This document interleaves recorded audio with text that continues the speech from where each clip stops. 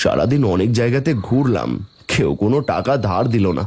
এই গায়ের মানুষগুলো কত নিষ্ঠুর, নিজের স্বার্থ ছাড়া কেউ কিচ্ছু বোঝে না। আমার ছোট মেয়েটা একটা আশা করেছিল, সেটাও পূরণ করতে পারলাম না। আজ নিজের কাছে নিজেকে বড় অপরাধী মনে হচ্ছে। কোনোদিন ভালো মন্দ কিনে নিয়ে যেতে পারি না, আজকেও পারলাম না।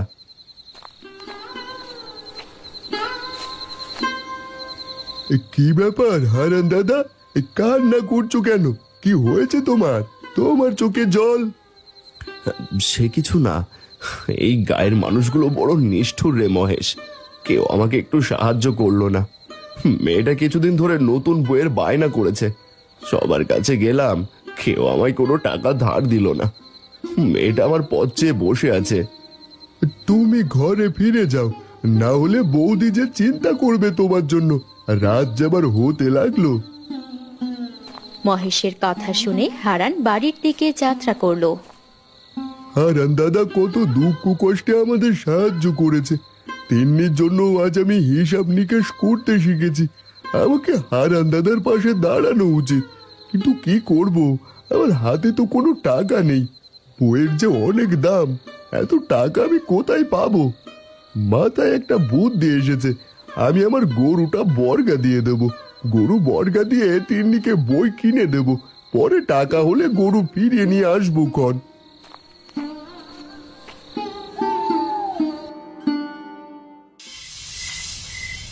কি গো, এত দেরি হলো কেন? বই কেননি? ভাবলাম বাজারে গেছো তাই দেরি হচ্ছে। না গো, কেউ কোনো টাকা ধার দিল না, সবাই দূর দূর করে তাড়িয়ে দিল। তিন্নিমাকে দেখছি না তো।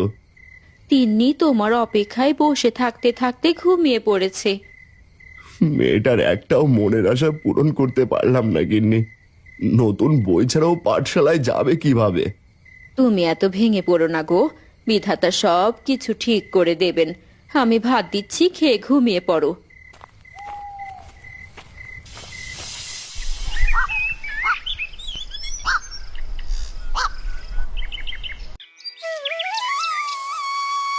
বাবা, আমার জন্য নতুন বই নিয়ে এসেছো? আজকে নিয়ে আসবো মা, কাল অনেক রাত হয়ে গিয়েছিল, বইয়ের দোকান বন্ধ হয়ে গিয়েছিল। গিন্নি, আমি বাজারের দিকে গেলাম। বাবা, আজ মনে করে আমার জন্য নতুন বই নিয়ে এসো। পাঠশালায় মাস্টার মশাই আসবে, স্কুল খুলে যাবে।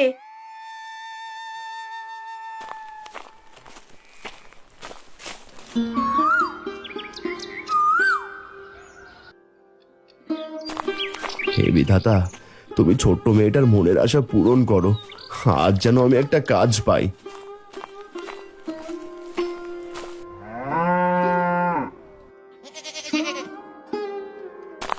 কেউ তো বর্গা নিতে চায় না, কি আর করার, গরুটা বিক্রি করে দি। এই তো বাজারে চলে এসেছি। ও দাদারা, আসো গরু নিয়ে যাও, একেবারে সস্তায়, জলের দামে দিয়ে দিচ্ছি, মাত্র 100 টাকা। কিরে বয়স, গরু বিক্রি করে ফেলবি একেবারে? অনেকদিন ধরে একটা গরু খুঁজছি চাষের জন্য। হ্যাঁ দাদা, গরুটা খুবই ভালো, তোমার তো দেখা গরু, একেবারে সস্তায় দিয়ে দিচ্ছি। আমি জানি রে, এই রে টাকা রাখ। ভালোই হলো, চাষের সময় এত সস্তায় গরু পেয়ে গেলাম। মহেশ গরু বিক্রি করে কিছু টাকা দিয়ে তিন্নির জন্য বাজার থেকে বই কিনে তারপর বাড়ির দিকে রওনা দেয়।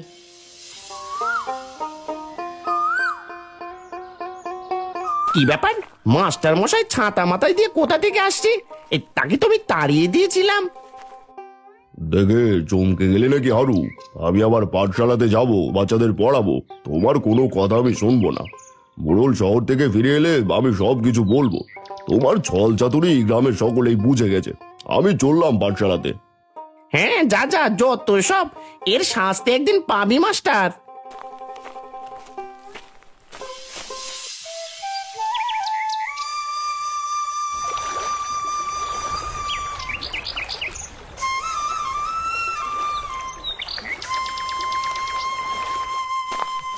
জানি না মেয়েটাকে আজ কি বলবো।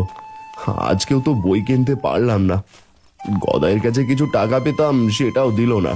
মোড়ল মশাইও বাড়িতে নেই। এদিকে প্রায় সন্ধে হয়ে আসছে। হারান দাদা, আর কোনো চিন্তা নেই। কেন রে মহেশ, কি হলো রে? আমি তিন্নির জন্য বই কিনে নিয়ে এসেছি। বলিস কি রে মহেশ, নিজের ভাই যেখানে সাহায্য করলো না সেখানে তুই আমায় সাহায্য করলি? সেই সব কথা থাক, বই নিয়ে বাড়িতে যাও। তিন্নিমা বই পেলে খুব খুশি হবে। এ সৃষ্টিকর্তা, তুমি সত্যিই দয়ালু। হারান বই নিয়ে খুশি মনে বাড়ির দিকে যেতে লাগলো। তিন্নি মা, খাবার খেয়ে ঘুমিয়ে পড়, রাত যে অনেক হলো। আজ আমি ঘুমাবো না, বাবা নতুন বই নিয়ে আসবে আজকে। হে বিধাতা, আজ যেন মানুষটা নতুন বই নিয়ে আসতে পারে, এদিকে যে স্কুলও খুলে যাবে।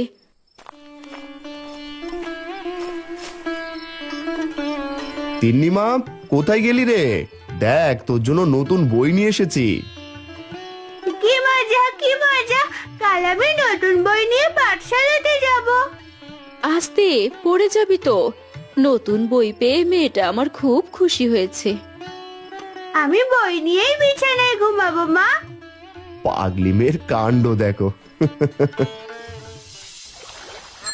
পরের দিন সকালে নতুন বই নিয়ে তিন্নি পাঠশালাতে আসে।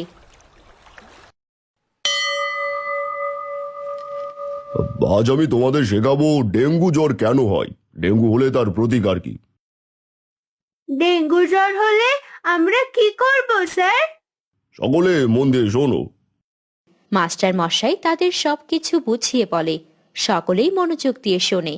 এইভাবে দিন কাটতে থাকে।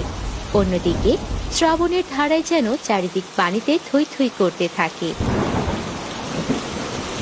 এই হারু দাদা, এই চারিদিকে রাস্তাঘাট ময়লা আবর্জনায় ভরে গেছে। এইভাবে চলতে থাকলে তো গায়ে রোগ ব্যাধি দেখা দিবে।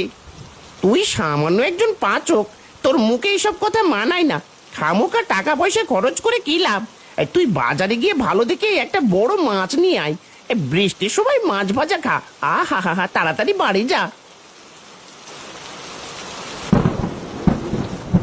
চারদিকে যা গায়ের অবস্থা, বৃষ্টিতে পানি ময়লা আবর্জনা মিশে মশা মাছি দিয়ে ভরে গেছে পুরো গা। মালতী, তিন্নিকে একটু সাবধানে থাকতে বলো। সে ছোট মেয়ে, এত কিছু কি বোঝে? তিন্নিকে দেখছি না, এখনো কি ঘুম থেকে ওঠেনি? তোমাকে তো বলতে ভুলে গিয়েছি, কাল রাত থেকে মেয়েটার গাটা গরম, জ্বর জ্বর ভাব।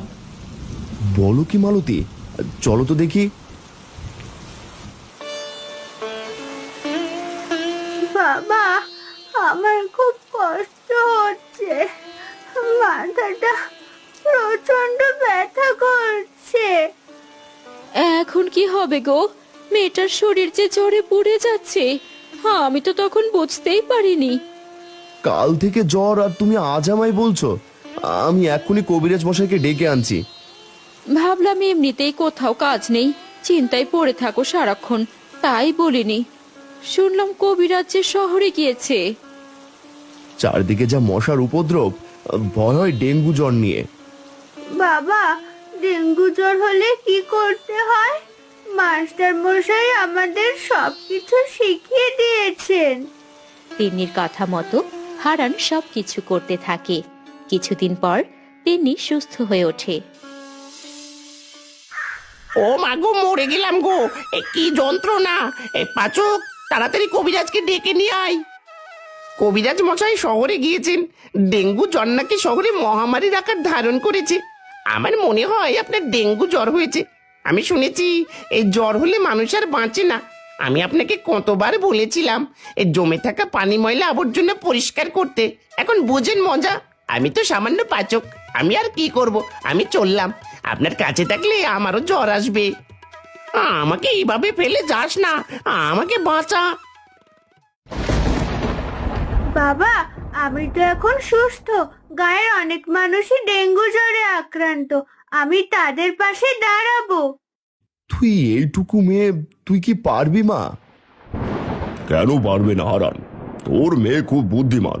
আমি ক্লাসে সকলকে শিখিয়ে দিয়েছিলাম ডেঙ্গু জ্বরের হাত থেকে কিভাবে বাঁচা যায়, আর যদি জ্বর হয়েও যায় আতঙ্কিত না হয়ে সঠিকভাবে চিকিৎসা কিভাবে নিতে হয়। আর স্যারের এই শিক্ষাই আমাকে দ্রুত সুস্থ করে দিয়েছে। আমি চাই গ্রামের সকলেই যেন সুস্থ থাকতে পারে, সেইভাবে সকলকে বোঝাতে। আরে মা, তুই পারবি গ্রামের সকলকে বোঝাতে, আর আমরা আছি সকলেই তোর সাথে। আজ আমি অনেক খুশি মাস্টার সাহেব। আমার ছোট্ট তিন্নি যে এত কিছু শিখে গেছে আমার জানা ছিল না। আজ থেকে আমিও গ্রামের পাশের ময়লা আবর্জনা, জমে থাকা পানি, বাড়ির আঙিনা সব সময় পরিষ্কার রাখার চেষ্টা করব। তুমি শুধু একা না হারান্দা, এই দেখো সাথে কোদাল কাস্তে নিয়ে রেডি হয়ে এসেছি। আজ থেকে আমিও তোমাদের সাথে গ্রাম পরিষ্কার করব। তোমাদের এমন মহৎ কাজে আমিও থাকতে চাই। আমি চাই না যেন তিন্নির মতো কেউ ডেঙ্গু জ্বরে কষ্ট পাক। আজ আমার পাশে কেউ নেই, সবাই আমাকে ছেড়ে চলে গেছে। এইভাবে ধুকে ধুকে আমাকে মরতে হবে। হাই হাই হাই, নিজের পাপের শাস্তি পাচ্ছি।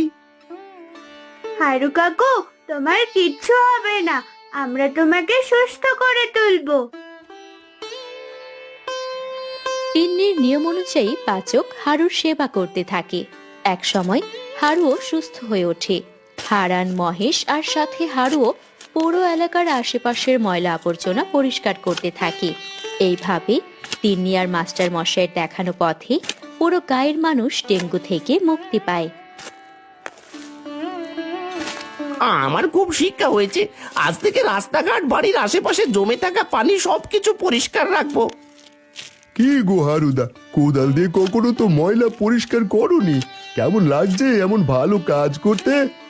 এই আর লজ্জা দিস না রে মহেশ, ডেঙ্গু জ্বরে আমায় বুঝিয়ে দিয়েছে, অনেক কিছুই বুঝিয়েছে। ভালো কাজে সত্যি অনেক আনন্দ, সেটা আগে বুঝিনি। মনে রেখো হারু কাকু, কষ্ট করে পড়াশোনা করলে তা কখনো বিফলে যায় না।